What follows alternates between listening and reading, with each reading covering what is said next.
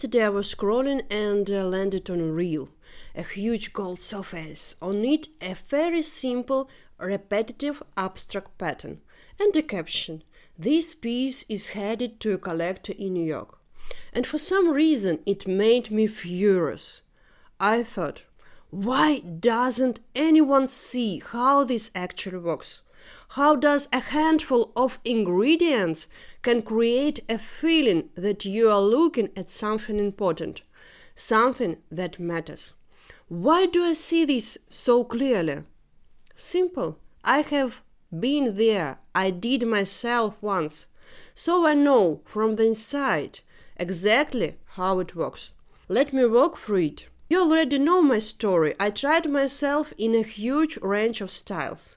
And yes, gold was one of them. Gold was one of my earliest chapters. And honestly, a big part of why is that sold really well. I started with golden sunsets, golden sunrises. It's an incredibly popular theme, if we are honest. Looking back now, I can admit that wasn't really abstraction. It was weak. The paintings were pretty mediocre, honestly. I can see that clearly now. At that time, it was simply the best I could do, but they sold anyway.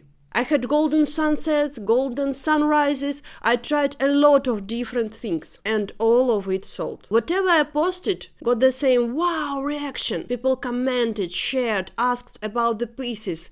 Galleries reached out, clients reached out. It was a real boom. And out of all of that, it's incredibly easy to start believing, wow, I must be a great artist. But it got boring fast for me. At some point, I realized I wasn't making this work because I found it interesting.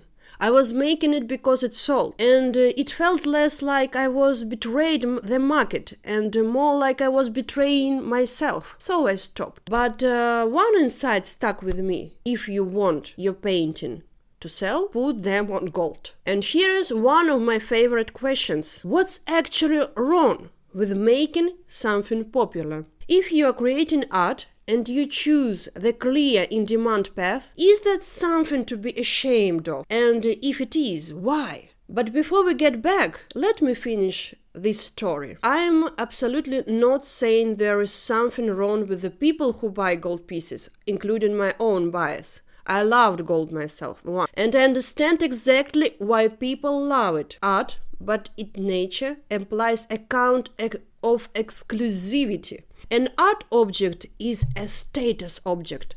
It's supposed to grab attention.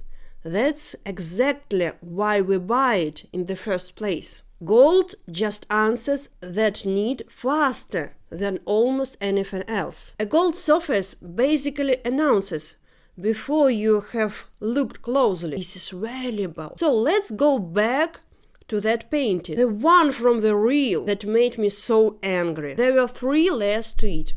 Layer 1, the gold surface itself. It's already speaking for the piece before you have processed the image. Status, exclusivity, value. Layer 2, actual painting. Strip the gold away, and what's left is a very simple, repeating abstract brushstroke. But there are a lot of them, and that cheaper volume creates illusion of complexity. It looks like took forever, like there is a real handwork in there, layers and layers, when really it's the same move repeated over and over. And layer 3, the caption: "This piece is headed to a collector in New York." And here is what genuinely fascinates me: the word collector itself. Who actually counts as a collector? I buy paints, for example, for my own home. I don't call myself collector. One person might just buy a piece to hang on the wall. Another might spend years actually building collection, studying art, developing a system, buying with a real intention. But when reel says a collector acquired this piece, we don't actually know anything. It functions as a social proof. If a collector chooses this painting, it must be good. It means the artist has already been validated. It means you should be paying attention. So, 3 layers taken on top of which gold announces status. tiny repeating details fake complexity. The word collect confirms value through someone else's choice. And I looked all of these and think I'm not against manipulation as a concept. We live in a world built on it. I influence how people perceive things too. I am constantly being shaped by the same forces. Lighting, editing, word editing, price, a gallery's names, packaging. Whoever's better in attract annotation usually wins. Fine, okay. But where is the art in this? That's the question that kept circling in my head. I was angry and thinking, why isn't anyone talking about it? So I decided to put something together about gold paintings. I started looking for examples and I stumbled onto Rudolf Stingel. You probably know his famous panels. If you don't, I will show you them in the video. There are pieces that genuinely give me that wow feeling. I love them, absolutely. But while I was researching the material about gold, I found another one of his pieces, also gold. And honestly, it looked pretty mediocre for me. I'm sorry. Why? Because I made similar work myself about 8 years ago. Look, I know exactly who I am and who Rudolf Stingel is, but a gold surface, a stenciled damask pattern, and impressive abstract paint. You don't need to explain it. It already carries the feeling of value, of exclusivity. And I'm looking at this piece thinking, God, it is Rudolf Stingel, really? My favorite artists also worked on gold and made something that right now looks pretty simple to me. Pretty easy to figure out. And suddenly everything I had just said was up for question. Maybe I'm missing something. Maybe pieces like these are just part of an artist's path. Maybe an artist is allowed to make simple things, even mediocre things, on the way to something extraordinary. Because his gold panels, I genuinely think those are extraordinary. So I started digging into his practice more closely. In 1989, Stingel created something called Instructions, a step-by-step guide in multiple languages, explain exactly how to make one of his abstract painting. He was showing us a surface that looks rich, complex, almost untouchable, can be reduced to a clear, repeatable process. And the detail matters to me a lot. He didn't hide the mechanics of the process. He made the mechanics the whole point. It's like he was saying, you admire this as a unique artistic gesture? Here's the manual. Go try it yourself. That changed the question completely. It's no longer how hard was this to make. It becomes, why did the artist deliberately